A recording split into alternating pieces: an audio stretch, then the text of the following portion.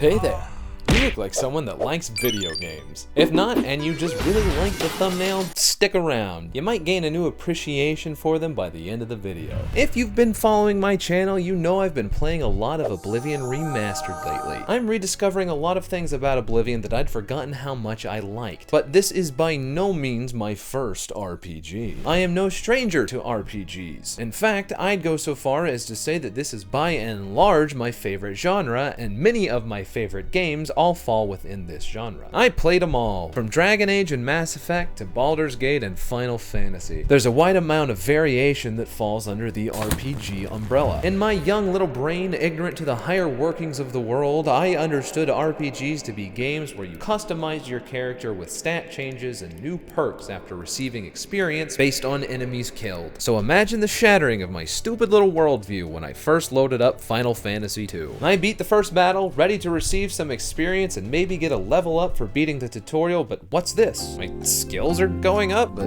what's my level? How much experience did I get? Shortly after, I would be horrified to learn that the answers to those questions were, you don't have a level and you didn't get any experience. Sacrilege! What the hell was this? No wonder the rest of the games in the series didn't go this route. It was a really stupid choice. Oh, wait, this is better. It did not take me long to discover that this way of leveling up your characters was vastly more fun than just filling an XP bar. That's not to say that XP bars should be excluded from the mix. The exact opposite is part of my point today, actually. Oblivion Remastered's skill-based leveling system is one of the best I've felt in a very long time. If you've seen my videos before, you know that I am a big fan of defining exactly what we're talking about. When I refer to skill-based leveling systems, all I mean are leveling systems in games that focus on using and improving various skills that the players can utilize throughout the course of gameplay. Use your sword, blade goes up. Cast a lot of fireballs this battle, destruction goes up. That sort of thing. Now that we've got that out of the way, let's talk for a second about what I'm not referring to when I say skill-based leveling system. As much as I feel like this should go without saying, when you search for games with a skill-based level-up system, one of the first things I found was an article talking about the best RPGs with skill-based leveling systems. After looking through the list, there was a total of, and I shit you not, one game with this kind of leveling. Guess what it was? Motherfucking Skyrim.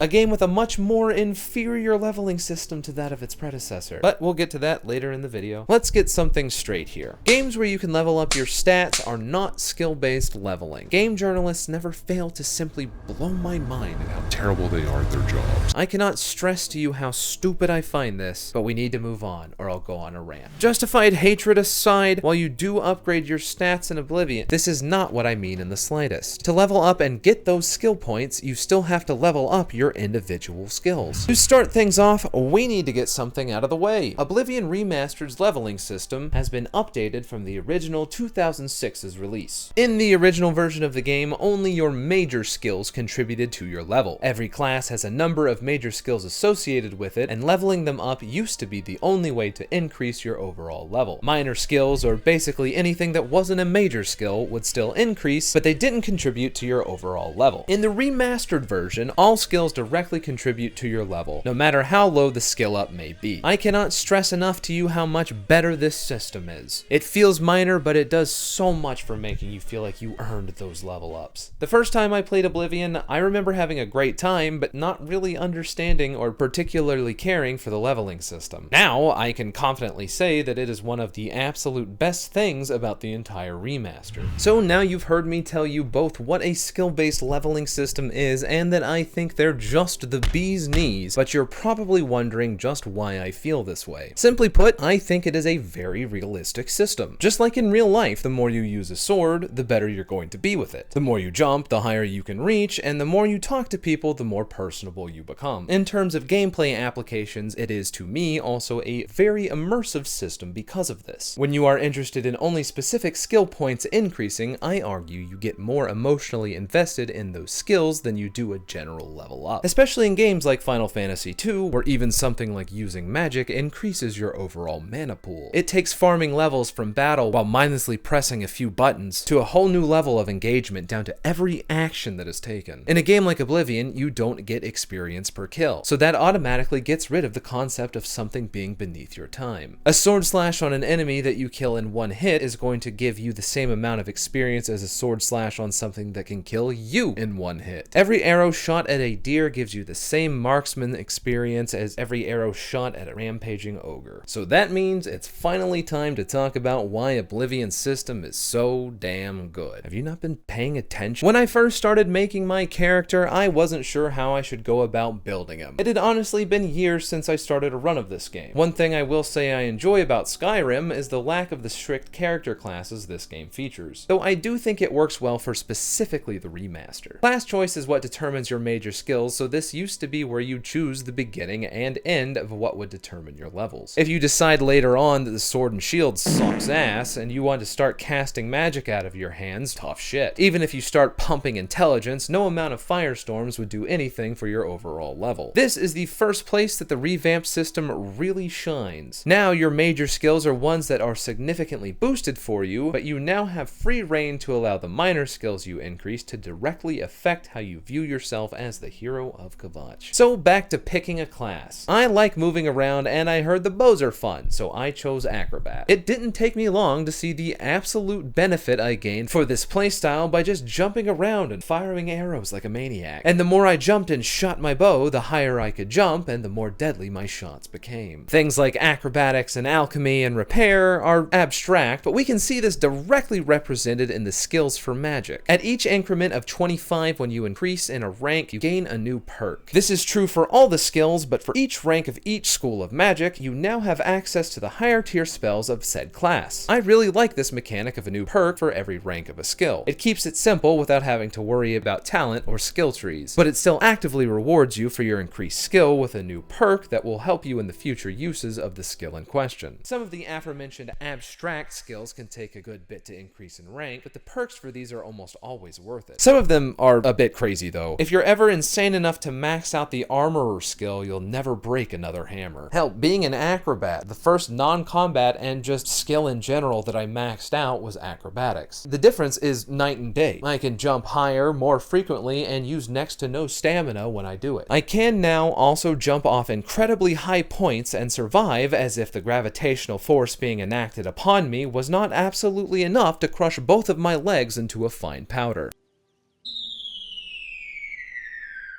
But you know what? I deserve this for the amount of times I pressed the jump button. What is so fantastically, beautifully, deceptively amazing about how this is implemented is that it not only encourages me to fully embrace the class that I have chosen by utilizing non-combat mechanics that benefit me in any way that I see fit, but that it also encourages me to explore and walk from place to place instead of fast traveling all the time. There is a direct benefit to how I am playing the game that I get from traveling by jump everywhere I need to go instead of picking a point nearby on the map. And wow, because of that, you discover more things hidden in the world just waiting for you to stumble across. The level of attention to immersive flow between systems and how they are utilized is, and I do not say this lightly, an absolute stroke of artistic brilliance. Truly, taking one aspect of skill and utilizing it through so many layers of mechanical immersion done this beautifully could only be done by absolute masters of their craft. Something that few major studios understand how to do these days, unfortunately. In terms of martial skills like blade, blunt, and block, the higher your skill level, the more damage you do or prevent depending on the skill. So the more you use them, the more deadly you become with them. You can feel yourself mastering the skill as your weapon of choice. Whilst you were out partying, I studied the blade. Works for magic users too, as the higher level magics are the most deadly. And to top it all off, you know what the best part of it all is? Even without min-maxing, it is very easy to become a powerhouse in all forms of combat. Speaking from my personal character stats, I have specialized in bows and blades. But at the same time, I have found restoration useful enough to have increased the skill to near mastery level. And now, before fights, I have a series of buffs I can give myself to make what might normally be a difficult fight less than trivial. Since this is the remaster, despite restoration being a minor skill, it has actively contributed to the level I've reached. I can directly and unironically say that I feel more attached to my character because of this. My character has his specializations, but something that I picked up and began to use to the point that it has been almost mastered has directly contributed to his growth as an adventurer. Part of the fun of a role-playing game is role-playing. And I'd say most people who play these kinds of games put myself into the role of the character I'm playing. An exaggerated version that's okay with murder, sure, but that's just because it's pretend murder. If I put the time into leveling something and it directly makes my character better at that said something, I'm going to be more invested in my character for the sole fact that I've put time focused on specific growth to tweak him to my specific playstyle. To give a good idea of how well this all works, all we have to do is compare it to this game's successor, Skyrim. While Skyrim's leveling system is quite similar in a lot of ways,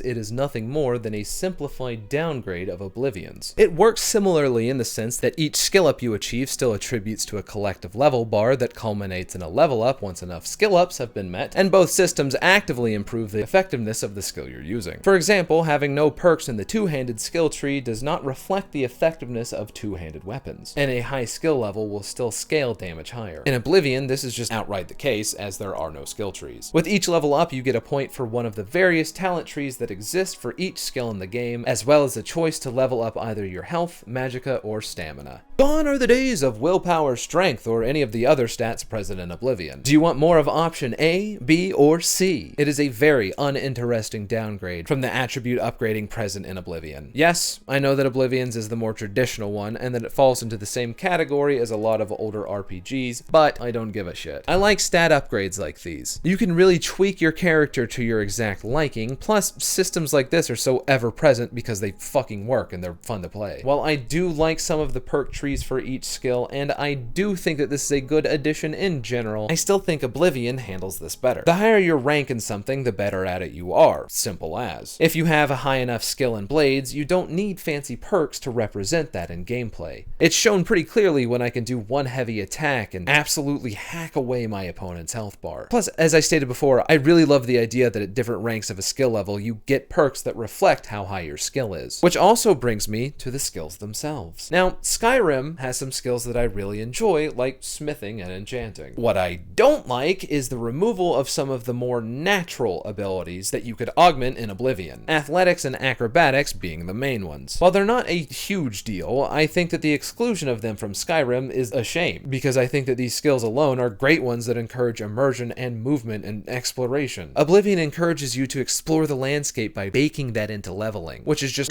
it's just beautiful game design. For further proof of this excellent integration of skill level and gameplay, we need look no further than the security skill. In Skyrim, as you build your way through the lockpicking skill tree, you'll get perks that gradually make all the mastery levels of locks easier to open. You find the same thing in Oblivion's security skill as well. The thing about Oblivion's lockpicking minigame, though, is that it's really fucking confusing if you don't know what you're doing. By comparison, lockpicking in Skyrim is completely straightforward in how it works, but the mechanic itself is hampered by arbitrary barriers created by not having a certain perk that makes them easier. A master lock in Skyrim can be brute forced by trial and error, as it is literally finding the sweet spot set to a randomized location. There's nothing more to really understand about it. A very hard lock in Oblivion can easily be done from the start of the game if you understand how to unlock it. By the time you reach 100 security and have the unbreakable lockpick, your skill as a player is directly reflected in the max level skill of your character. It is indicative of the fact that you thoroughly understand the minigame and can do it at any level. Something else that I want to mention is that the lack of a dedicated speed stat is pretty lame. One thing I love in any game is mobility and options for quick movement. I was very pleasantly surprised when I learned how friendly Oblivion is to this playstyle. And hot damn did working up the necessary skills feel great. Once I got to the point where I felt I truly lived up to my class as Acrobat, it really cemented in my mind just how absolutely beautifully Oblivion handles skills. And it's really a damn shame that Skyrim doesn't live up to that nearly as much as Oblivion does. While there are plenty of ways to level up that augment your playstyle, you still have to have the perk. In Oblivion, you just get it because you've naturally gotten better. I think that feels a lot better than the anxiety of deciding what single point you want to slot into the giant pool of skills that you can. Ultimately, while I do appreciate Skyrim's talent tree for what it is, I do think the idea of a single single skill point every level kind of ruins the skill-based level system. Sure, I'm increasing the skill level of multiple talents to increase my overall level, but when you only get 1 point per upgrade, it doesn't feel like you're mastering the skills that you utilize all the time. Now, this isn't all to say that Skyrim's system is inferior in every regard. While I prefer Oblivion's systems more, the different perks you have available in Skyrim allows you to fully customize your character's combat on a deeper level than Oblivion may offer. Plus, I like that Skyrim completely eschews a class and all skills in the vanilla game can affect your level, something vanilla Oblivion lacked for almost 2 decades. All that being said, I still think that in an effort to streamline and simplify for the average player, Skyrim really shot itself in the foot with the lack of real depth in its leveling system. It may seem kind of minor, but it's reasons like this that all build together that form why people say Oblivion is superior to Skyrim. And in this regard, I can't disagree. Oblivion's system is just too damn good. I didn't expect to go so much into Skyrim when I started writing the script, but I think a lot of people don't realize just how much better Oblivion's leveling system is without a direct comparison. And yeah, you might disagree with some of my points, and that's fine. You're wrong, but it's fine. The beauty of 2 games like Oblivion and Skyrim is that they both excel in places where the other might not, and both do things mechanically that players are still talking today about how much they like. While I may like the leveling system in Oblivion more, that's not to say that I think Skyrim is a crappy game. Very far from it, actually. If you've seen any of my Skyrim videos, I think it's pretty clear that I have a great appreciation for this game. I'm just honestly kind of floored at how much I'm liking this remaster. Bit of a different video today, so I hope you liked it. Let me know in the comments what you thought and what some of your favorite parts of Oblivion's mechanics are. I'd love to do a more in-depth look at some of the other mechanics that often get overlooked. I had a lot of fun talking about this one. Mechanical explorations of games are always fascinating to me. Remember to like the video if you liked anything I had to say today. Subscribing is always greatly appreciated and does a lot to help out the channel. I'm getting so close to my initial goal of 500 subscribers by the end of the year that I think I'm gonna have to change the expectations a bit. So remember to subscribe if you want to see more. With all that, thanks for watching, and I'll see you next time. Bye!